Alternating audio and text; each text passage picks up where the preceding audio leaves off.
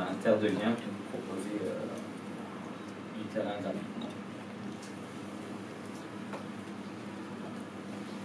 Et ensuite, dans plein de pays, les gens m'expliquaient qu'ils mangeaient bio, car dans les cantines, c'est les enfants ou les familles des enfants qui produisaient la nourriture et distribuaient ça directement à l'école, et ce qui permettait d'avoir des prix très très faibles. Il n'y avait pas de transport, et comme les parents d'élèves, c'était les mêmes que les consommateurs, ils ne vont pas vendre des légumes très chers, parce que sinon ils vont payer la cantine très chère. Donc ils font une sorte de troc. Et en France, voilà, on développe le concept d'AMAP, qui est un regroupement d'agriculteurs pour vendre des produits directement sur place. Donc l'agriculteur est gagnant et le consommateur est gagnant car il ne paye pas tous les intermédiaires.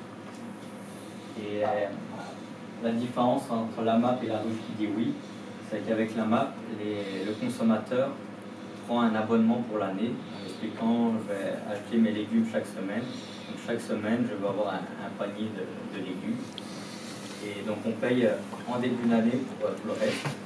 Et l'agriculteur, il a une somme d'argent qu'il peut investir pour acheter ses semences et travailler.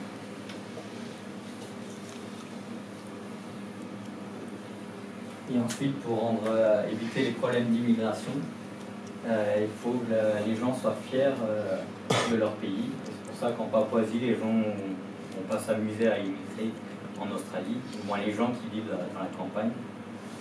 Et en Papouasie, si les gens arrivent à avoir un jardin de très bonne qualité, ce qui n'est pas le cas au Sénégal, c'est qu'ils ont gardé tous les savoir-faire de génération en génération, des savoir-faire d'agroécologie, qu'on peut appeler de permaculture, car en assemblant des plantes ensemble, on n'a pas besoin d'engrais chimiques, ça pousse mieux. Et en France, voilà, on parle des restos du cœur pour aider ceux qui n'ont pas à manger.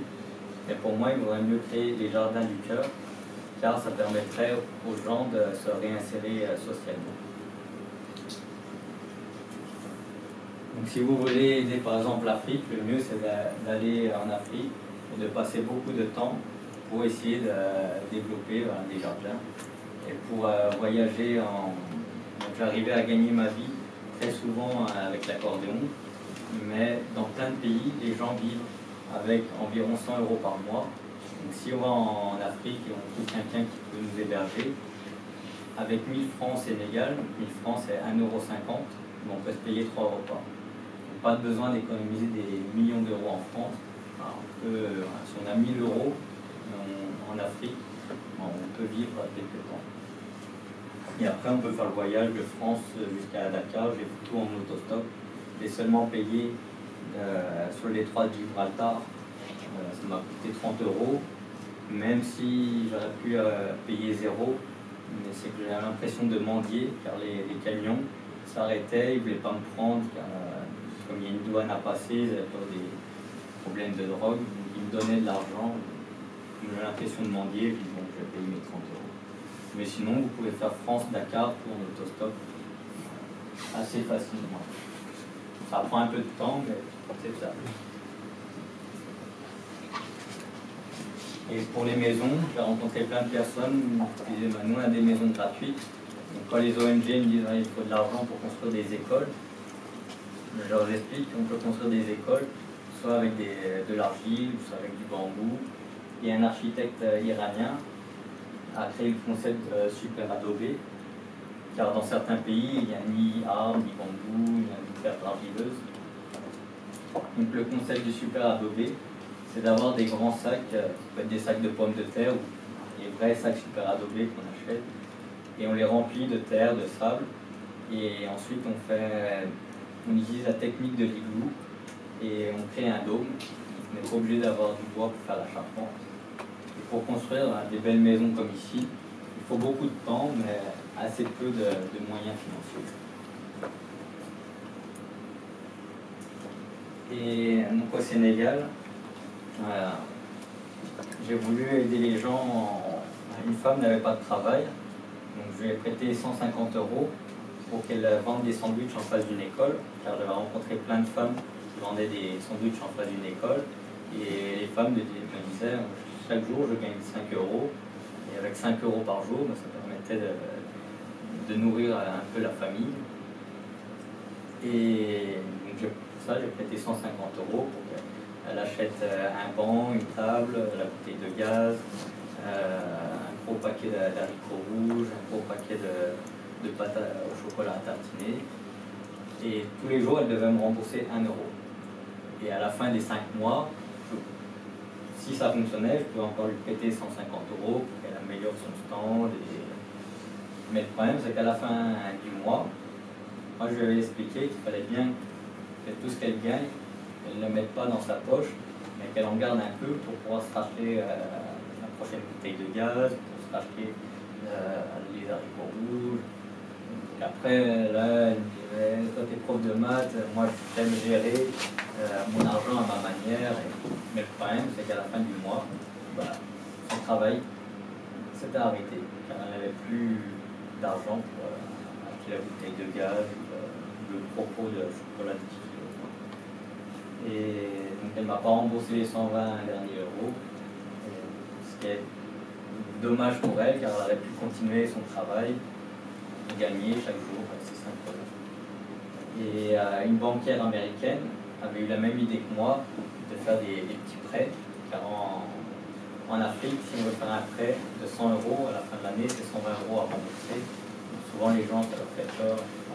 Et elle a fait plein d'erreurs comme moi, ça n'a pas fonctionné. Mais dans son livre, en restant très longtemps au Rwanda, elle a trouvé les solutions en accompagnant vraiment les gens sur des petits projets. Et à la fin, plein de femmes ou de familles commençaient à avoir une petite entreprise et vivaient de façon confortable. Ils étaient fiers de leur entreprise, ils ne voulaient surtout pas aller en Europe, ils aimaient ce qu'ils faisaient.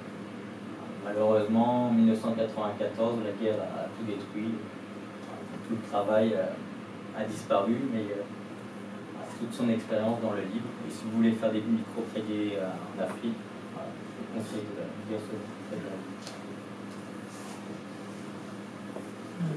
Voilà. Merci de votre écoute. J'espère que je ne vous ai pas ennuyé. Et maintenant...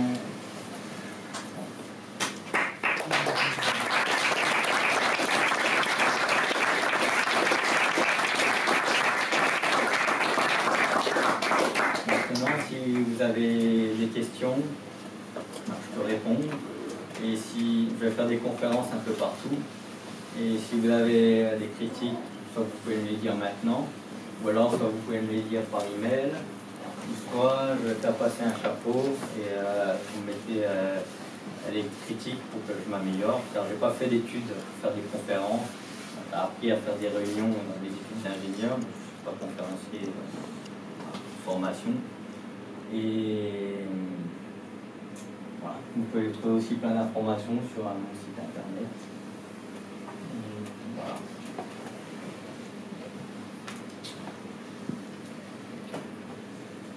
Une question. Oui. Par rapport tourner le chapeau avec le stylo. Et si vous voulez m'encourager pour les conférences, vous pouvez m'aider à trouver des autres endroits pour faire des conférences. Donc, soit à Paris, soit dans d'autres villes de France. Et car le plus dur, c'est à Paris, je ne connais pas tout le monde, je fais de la publicité par Couchsurfing, mais peut-être qu'il y a plein d'associations qui aimeraient me rencontrer, ou si vous pensez que c'est bien que je fasse la conférence dans l'association. Et également, je fais des conférences adaptées à des enfants d'environ 10-15 ans, pour leur montrer que quand on a des rêves, on peut les réussir. Et l'autostop, c'est vraiment l'exemple. Et avec la patience, en faisant les choses petit à petit, on peut faire des grandes choses. Et bien sûr, avec l'autostop, on ne va pas faire le tour du monde en quelques jours, mais on peut le faire quand même. Et ce que je voulais dire, maintenant, je peux répondre à vos questions. Est-ce que les conférences, elles étaient toujours basées sur l'autostop ou ont-elles évolué elles ont évolué tout le long du voyage, car au Sénégal, ça ne va pas du tout être la même conférence. En Amérique du Sud, c'était assez différent. Dans tous les pays, ma conférence était un peu différente. Et même ma conférence en France, elle change un peu, car à la fin, j'ai des critiques positives ou négatives, des gens qui vont me dire qu'il faut insister un peu plus sur ça ou un peu moins sur ça. Et en fonction des remarques, j'essaie de les améliorer. Par exemple, hier, on m'a dit que comme le texte était écrit en noir, on ne voyait pas bien, donc on y avait 100 personnes. Là, aujourd'hui, il est en blanc. Des petites améliorations. Tu as été du côté Moyen-Orient, du côté Iran? Non. Non, il y a plein d'endroits où je n'ai pas vu dans le monde. Ouais. Aux États-Unis, au Canada, au Moyen-Orient, je n'ai pas visité. Mais j'ai rencontré beaucoup de personnes qui ont voyagé en passant par la Turquie, l'Iran, Afghanistan, Pakistan. Et qui ont des très grands souvenirs. Beaucoup de personnes me disent que l'Iran, c'est un des pays Je suis iranienne.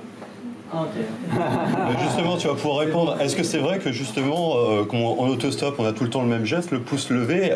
En Iran, apparemment, c'est une insulte, hein, le pouce levé, hein, non? Le pouce levé en Iran, hein, pour faire de l'autostop, hein.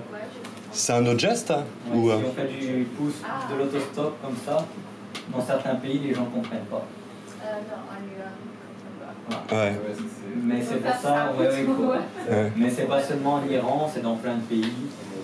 Et voilà. Toutes les personnes que j'ai rencontrées qui ont été en Iran ont reçu une hospitalité très très grande. Et après, tu pourras confirmer ou pas.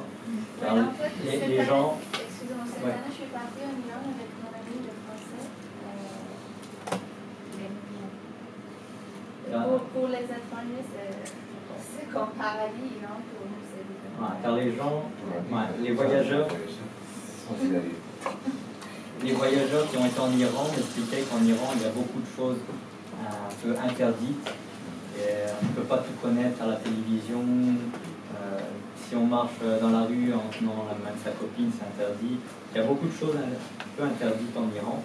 Et le fait de pouvoir discuter avec un voyageur, ça permet de connaître plein de choses.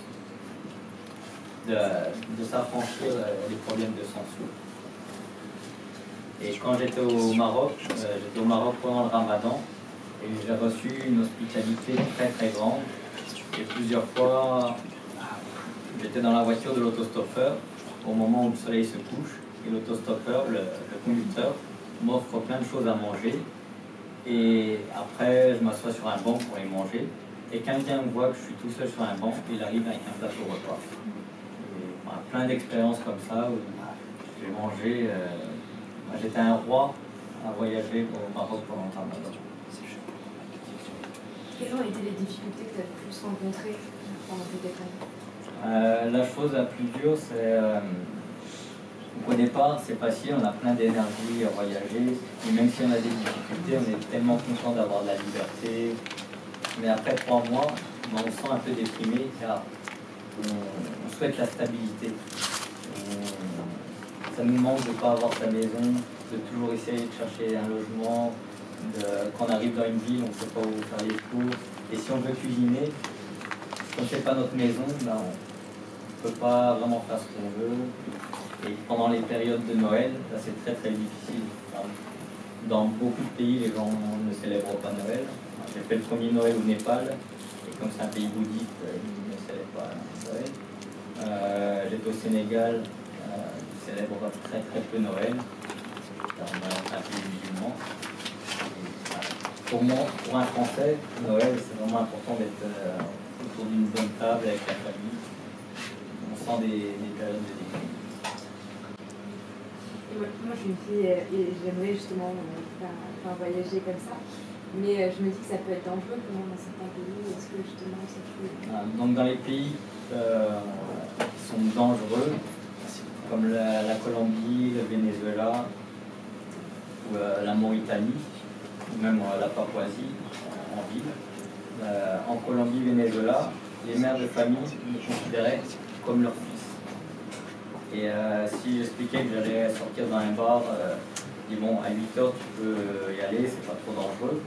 Mais si tu reviens après 9h30, là tu prends un taxi. Et si tu n'as pas d'argent pour prendre le taxi, dis-le moi, je te donne de l'argent. Mais si tu rentres à pied, Mais si t'arrive un problème, je me sentirais responsable.